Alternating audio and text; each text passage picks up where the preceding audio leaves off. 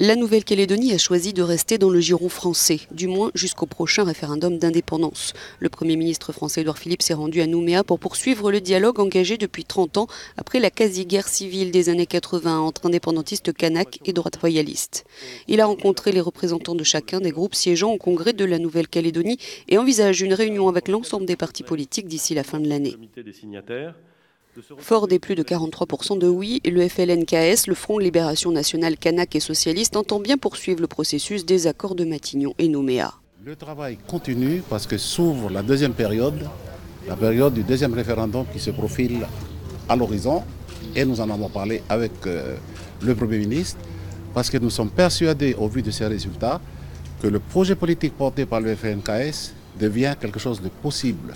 C'est une alternative puisque de nombreux non-Kanaks ont voté oui à ce référendum.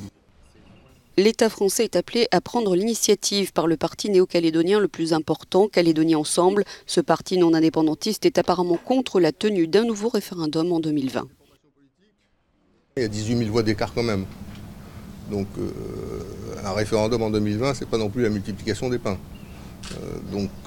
Je crois qu'on doit ensemble réfléchir pour voir si on peut éviter de s'infliger cette nouvelle période de campagne électorale, de tensions éventuelles, parce que pendant plusieurs années, notre pays risque de rester en stand-by.